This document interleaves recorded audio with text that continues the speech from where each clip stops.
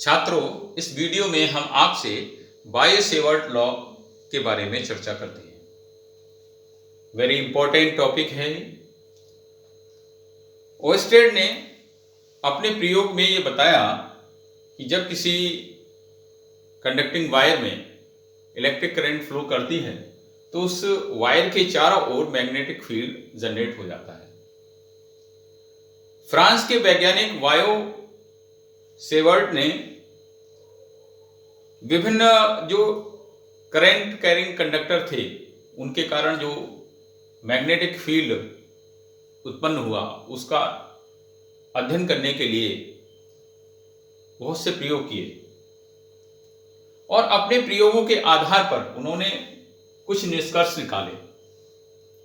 उन्होंने बताया कि किसी भी करंट कैरिंग कंडक्टर के स्मॉल एलिमेंट के कारण किसी बिंदु पर जो उत्पन्न चुंबकीय क्षेत्र की तीव्रता है वो निम्नलिखित ये फैक्टर्स हैं उन पर डिपेंड करती है। जैसे ये एक करंट कैरिंग कंडक्टर है और इसका स्मॉल एलिमेंट है dl। तो इस स्मॉल एलिमेंट के कारण इससे स्मॉल r मीटर की दूरी पर कोई बिंदु P है, इस बिंदु P पर जो उत्पन्न मैग्नेटिक फील्ड है dB वो निम्न चार फैक्टर्स पर निर्भर करता है। नंबर 1, बिंदु P पर इस स्मॉल एलिमेंट जिसमें current I, electric current I प्रवाहित हो रही है, ये करंट एलिमेंट है। इस करंट एलिमेंट के कारण इस बिंदु P पर जो उत्पन्न चुंबकीय क्षेत्र है dB, नंबर 1, यह इस अवयव में प्रवाहित जो एलिमेंट है इसमें प्रवाहित धारा I के अनुपाती होता है, प्रोपोर्शनल होता है I के। इस पॉइंट पर जो इस स्मॉल करंट एलिमेंट से उत्पन्न जो मैग्नेटिक फील्ड है वो इस एलिमेंट पे जो I करंट प्रवाहित हो रही है उसके प्रोपोर्शनल होता है, पहला पॉइंट। दूसरा पॉइंट है जो इस बिंदु P पर उत्पन्न चुंबकीय क्षेत्र है वो इस करंट एलिमेंट की लंबाई के प्रोपोर्शनल होता है, dB is proportional to dl। Number 3, जो इस बिंदु P पर उत्पन्न चुंबकीय क्षेत्र है वो इस करंट एलिमेंट को इस बिंदु P से मिलाने वाली रेखा के मध्य जो बना हुआ कोण थीटा है इसकी ज्या साइन थीटा के प्रोपोर्शनल होता है, dB is proportional sin theta. Number 4, जो इस बिंदु P पर इस करंट एलिमेंट के कारण जो उत्पन्न चुंबकीय क्षेत्र है वो इस एलिमेंट से उस बिंदु P की दूरी के वर्ग के इनवर्सली प्रोपोर्शनल होता है, dB is inversely proportional to r square।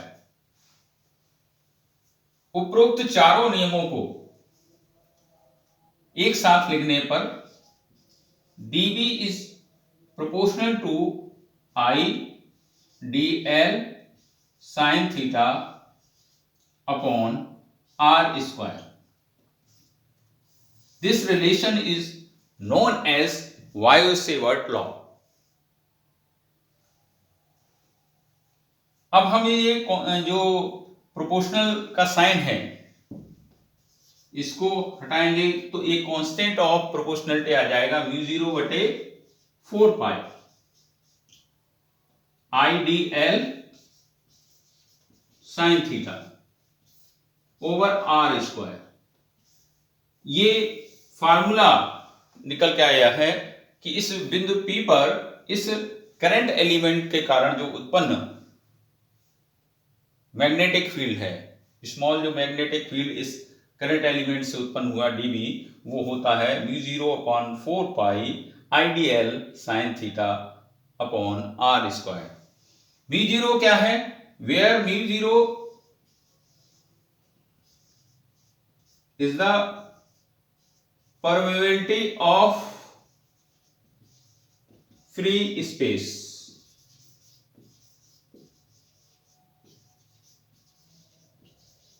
निर्वात की चुंबकशीलता। अब चूंकि मैग्नेटिक फील्ड एक वेक्टर क्वांटिटी है, तो इस पॉइंट P पर आपने मैग्नेटिक फील्ड का इस स्मॉल एलिमेंट के कारण जो उत्पन्न मैग्नेटिक फील्ड है उसका मैग्नीट्यूड तो निकाल लिया, ज्ञात कर लिया। dV is equal to μ0/4π/IDL sin theta over r square. अब इसकी डायरेक्शन क्या होगी? इस पॉइंट P पर जो मैग्नेटिक फील्ड उत्पन्न हुआ, इसकी डायरेक्शन क्या होगी? इसको हम दो रूल हैं इसके लिए ज्ञात करने के लिए, उनमें से किसी भी एक रूल को लगाकर ज्ञात कर सकते हैं। एक रूल है right hand palm rule number 1। वो क्या है? आप इस दाएं हाथ की हथेली को इस तरह से फैला लीजिए। ये सारी उंगलियां उस बिंदु की ओर डायरेक्टेड हों जिस पर कि आपको मैग्नेटिक फील्ड निकालना है, और ये अंगूठा आई धारा आई की दिशा में हो। जिस दिशा करंट में जो मतलब कंडक्टर में जो इलेक्ट्रिक करंट फ्लो कर रही है, उस इलेक्ट्रिक करंट के फ्लो करने की डायरेक्शन में इस अंगूठे को रखेंगे। देखिए, तो जो हथेली से धक्का देने की दिशा होगी वो चुंबकीय क्षेत्र की दिशा होगी। देखिए, यहां धारा आई ऊपर की तरफ जा रही है, इस जो कंडक्टर है इसमें, तो इस अंगूठे को इसी धारा आई की दिशा में रखेंगे, और ये सारी उंगलियां, सभी उंगली उस बिंदु की ओर डायरेक्टेड करें जिस पर कि आपको चुंबकीय क्षेत्र निकालना है। तो हमने इस तरफ रखा, तो धक्का देने की दिशा किस तरफ आई? अंदर की ओर। तो यहां पर जो चुंबकीय क्षेत्र है वो अंदर की ओर है। हमने इसको क्रॉस से दर्शाया है। क्रॉस का मतलब यहां पर जो इस पॉइंट P पर जो मैग्नेटिक फील्ड है वो इस व्हाइट बोर्ड के तल के लंबवत अंदर की ओर है। ठीक इसी तरह से हम इतनी ही दूरी पर, इस करंट एलिमेंट से इतनी ही दूरी पर, स्मॉल r मीटर की दूरी पर कोई बिंदु P डैश है इधर, यहां पर हम मैग्नेटिक फील्ड वायो सेवर्ट के नियम से मैग्नीट्यूड तो यही होगा इस करंट एलिमेंट, जो स्मॉल एलिमेंट है इसके, इस कारण डायरेक्शन क्या होगी वो देखिए। इसको हम I की दिशा में, ये सारी उंगलियां जो हैं हमने उस बिंदु की ओर डायरेक्टेड की, तो धक्का देने की दिशा किस तरफ आई? बाहर की ओर। तो हमने यहाँ डॉट से दर्शाया है। तो यहाँ चुंबकीय क्षेत्र जो होगा इस व्हाइट बोर्ड के तल के लंबवत बाहर की ओर है। तो ये right hand palm rule number 1 से हमने डायरेक्शन निकाल दी मैग्नेटिक फील्ड की। साथ ही साथ एक और रूल है Maxwell right handed screw rule. तो right hand palm rule number 1 से हम क्या निकाल देते हैं? डायरेक्शन निकाल सकते हैं।